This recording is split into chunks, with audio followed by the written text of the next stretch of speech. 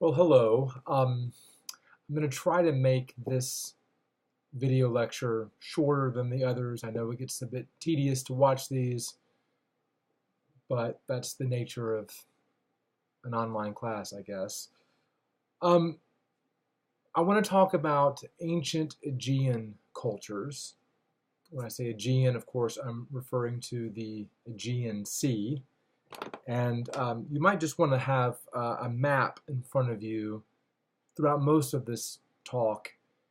There's a good map on West in the World, page 43, that will give you a good sense of what the Aegean region is.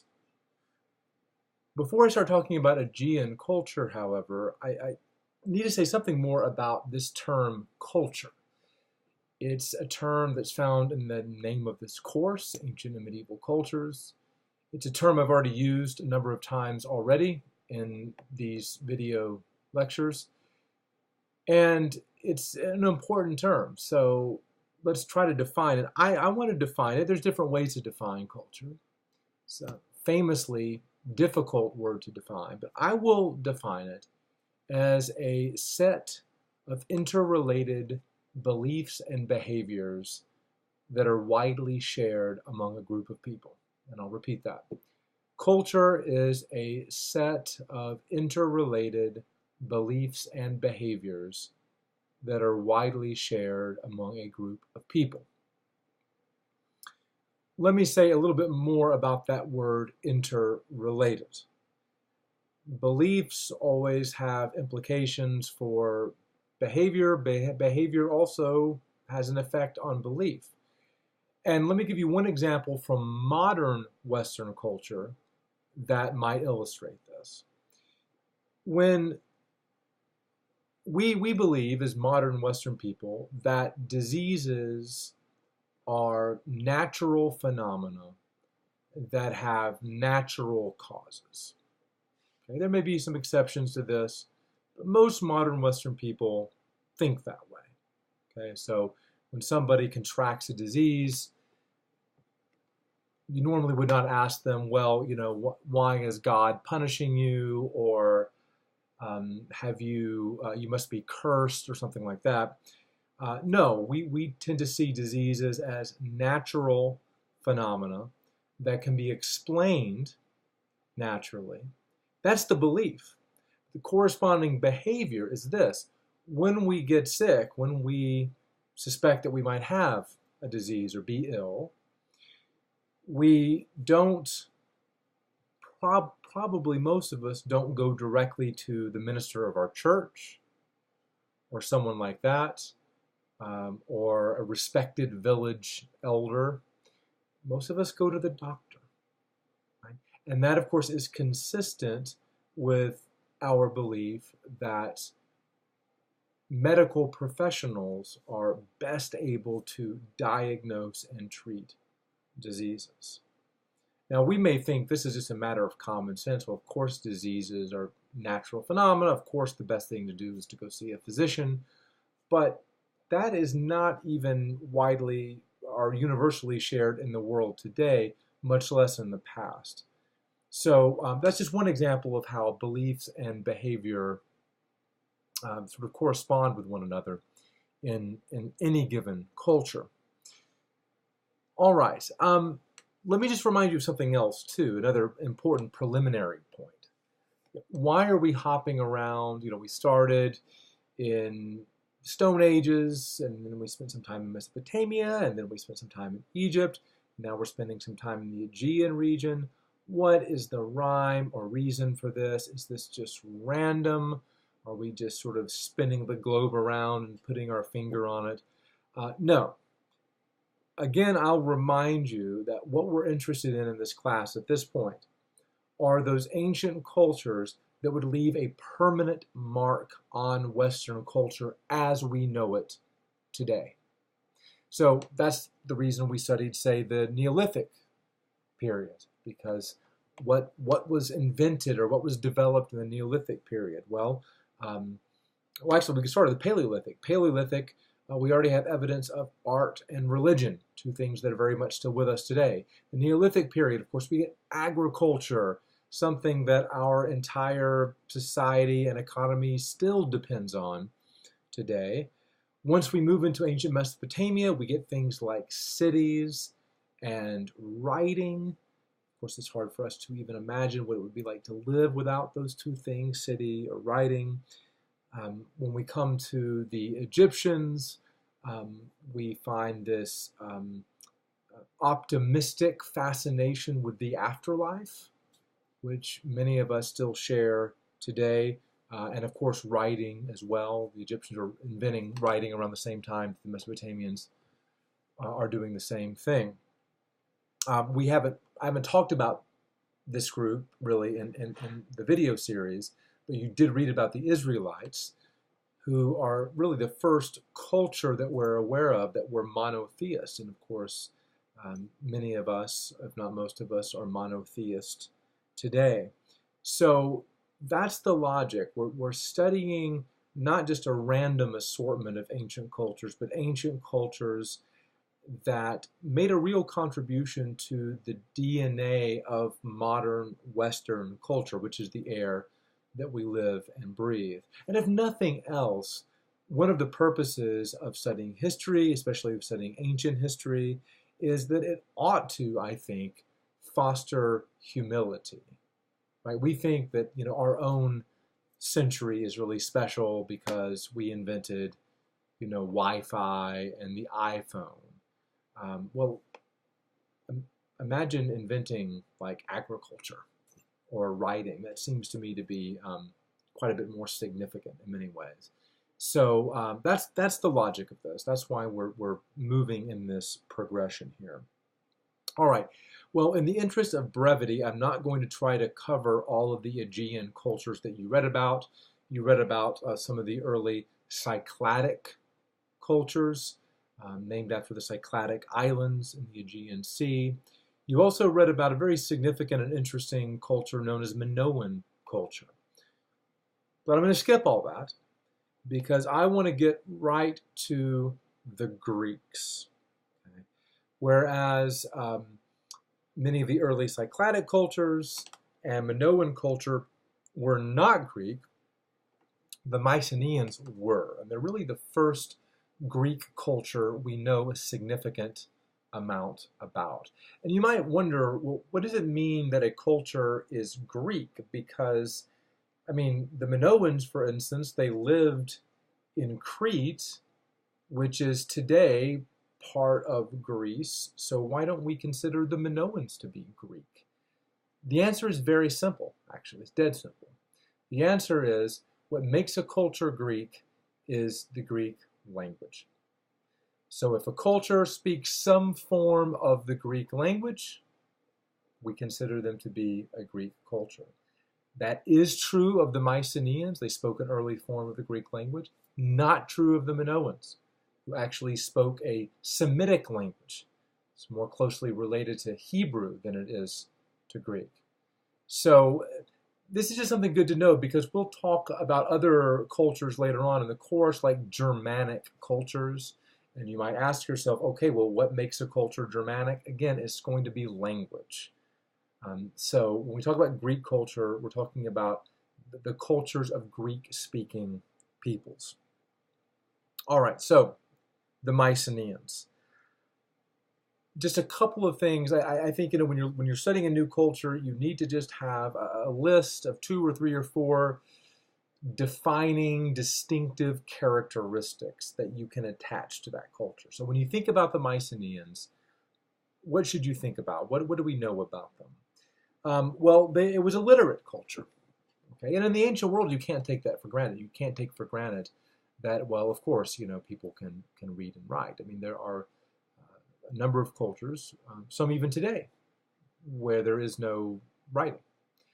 But that's not true of the Mycenaeans. They did actually write. They use a script that scholars call Linear B. And Linear B has been deciphered, so we are able to read or make sense of most Mycenaean texts today. So it was a literate culture and therefore a sophisticated culture. It was a culture that traded extensively, and when you have trade networks in place, not only are goods and services being exchanged, but also ideas. So the Mycenaeans were not cut off from the wider world. They were very much influenced by other surrounding cultures, including the Minoans. And one of the best places where you can see this is in the art. And if you compare some of the Minoan and Mycenaean art in Art Across Time, you'll see that there are striking similarities between them. And both cultures seem to have borrowed from Egyptian art. Okay, so these are not cultures in isolation. These are cultures that are being influenced by and influencing other cultures. What else about the Mycenaeans? Well, they seem to have been ruled by very powerful kings, and this is borne out by some archaeological evidence. If you look at the Tholos tombs that have been excavated, this would be in Art Across Time 124, 125, and you look at, these are tombs that were built for kings, and you look at some of the grave goods that were buried with the kings, like the famous Mask of Agamemnon, which I believe is on 125 in Art Across Time. It's quite clear that the Mycenaean kings commanded a great deal of wealth, and we can only assume then a great deal of power and respect. You can also look at Art Across Time, page 121, to see a Mycenaean, the plan of a Mycenaean palace, the residence of a king. And they were pretty impressive structures, it would seem. This was also a warlike culture. And we can see this also through archaeology. If we look at some of the great Mycenaean cities, like the city of Mycenae itself, it was a walled city.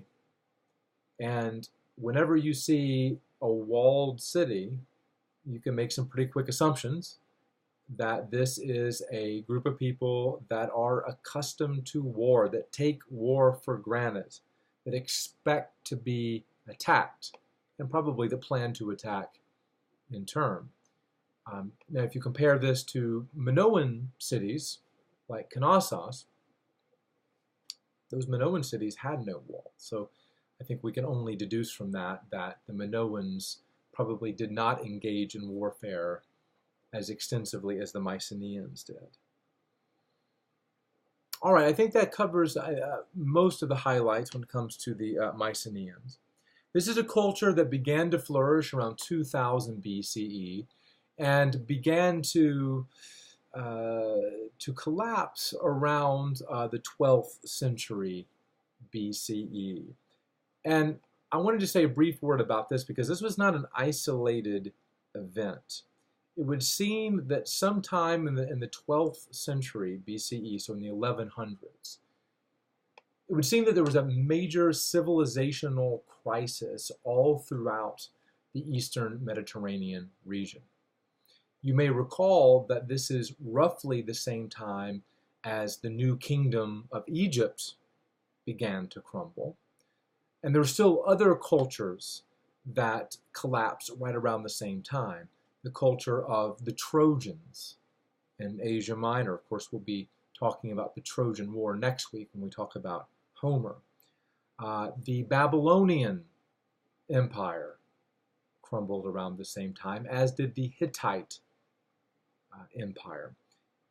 So something was going on, and scholars, of course, have different theories about that. It's probably a confluence of multiple factors, including things like climate change and drought, earthquakes, a series of earthquakes around the Eastern Mediterranean, and some good old-fashioned human intervention as well. There's a group that is known as the Sea Peoples. It would seem that the Philistines, who of course are mentioned in the Bible, the Philistines were one of the groups that made up these Sea Peoples who went around and sort of marauding and attacking and shaking things up, much as the Vikings will do much later in the future.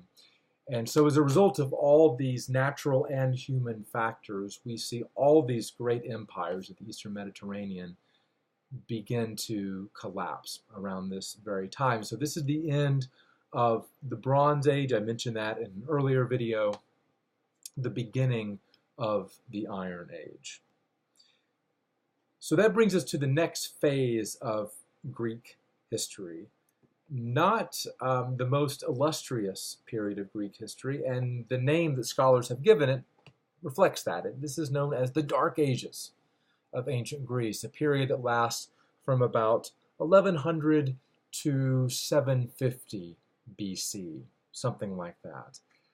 Just as one pretty striking example of how much culture suffered during this time, in Greece, writing was lost. It became a lost art. No one knew how to read or write anymore.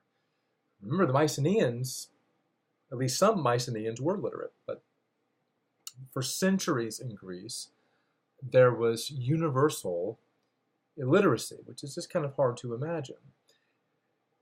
This was, in addition, a time of poverty, a time of a lower standard of living than what the Mycenaeans enjoyed and that later Greeks would enjoy. So in many ways, it's kind of a bleak period of time. However, there is one facet of the Dark Ages that is, I think, more positive and worth mentioning because it's going to make a difference later on in Greek history. During the Dark Ages, we see a number of Greeks sort of fanning out all throughout the Eastern Mediterranean region and creating colonies. Okay? If you look at West in the World, page 47,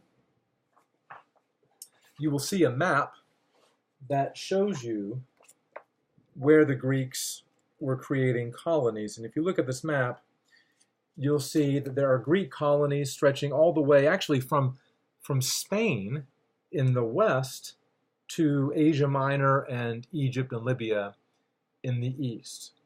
So that's one thing we have to remember when we think about ancient Greek culture. Ancient Greek culture from this point on, from the Dark Ages on, is not something confined to that little territory that we think of as Greece today. There were pockets of Greek culture all over the Mediterranean region, and that begins in the Dark Ages. And actually, that takes me really to the next point I want to make about the final period of Greek history that I'll discuss in this video, and that is what scholars call either early Greece or archaic Greece. I'll try to say archaic Greece. I'll try to be consistent with that. This is a period of Greek culture that lasts from about 750 to 500. The most important thing that happens during this period, culturally speaking, is that writing is recovered. The script is different. It's not that linear B script that I referred to earlier. Rather, the Greeks of this period came up with their own alphabet based on the Phoenician alphabet, which you'll read about in West in the World. So we now have writing, and during this period of time, we see Greeks doing some pretty sophisticated things with that writing. They weren't just using writing for practical reasons. There were other sorts of uses to which writing was put. And the main thing I want to focus on is philosophy. It's this period, archaic Greece, that is the earliest period of Greek philosophy. And there's a whole group of philosophers who lived during this time. Many of them did not actually live in Greece proper, but lived in Greek colonies in Western Asia Minor. And this whole group of philosophers are simply known as the pre-Socratic philosophers. Called that for obvious reasons because they lived before the time of Socrates, who we'll get to in a few weeks from now. I'll just mention two names just to give you a couple of names to connect to this period of philosophy. There was a philosopher named Thales, Thales. He was one of those Greek philosophers who lived in Asia Minor, Western Asia Minor. And then there's one that I know all of you have heard of, and that is Pythagoras. because you all studied the Pythagorean theorem in school. And Pythagoras was indeed a mathematician, but he was also a philosopher as well. Now, what makes this group of philosophers distinctive? They sometimes disagreed with each other quite dramatically, but what sort of binds them together? A couple of things. One is the kind of questions they were interested in. One of the questions that many of these pre-Socratic philosophers were really interested in was this: what is the underlying substance out of which all things are made? So these philosophers were very interested in unity. There must be something that sort of binds the whole universe together. And the question is, what is that something? Thales, whom I mentioned a moment ago, believed it was water. That water is actually the substance out of which all things were made. Other philosophers would say, no, it's fire, and so on. But that's the kind of question they were interested in, a question that we might consider to be almost scientific rather than philosophical. But of course, at this period of time, there's not going to be a bright line between science and philosophy. The second thing that these pre-Socratic philosophers share in common is not so much the question they were interested in, but a common assumption. Pre-Socratic philosophers assumed that the world can be understood. We can make sense of the world, of the universe that we live in. And furthermore, to make sense of that world, we shouldn't turn to religion or myth, and those two were very tightly bound together in Greek culture, religion and myth. Rather, reason itself, the reason that each of us possess as human beings, reason has the capacity to penetrate to the essence of things and really make sense of the world. So the world can be explained without having to have recourse to myths or supernatural beings or so on. And this is very interesting because, as many of you know, even today, there's a kind of tension between science and religion. Some religious people think that scientists can't really be trusted. And conversely, a lot of scientists think that religious people are deluded and sort of fuzzy-minded. So we have all experienced that tension today. And what's interesting is that we find out that tension goes back a long way. That there was a kind of mutual suspicion between philosophers and religious authorities, even in archaic Greece. Okay.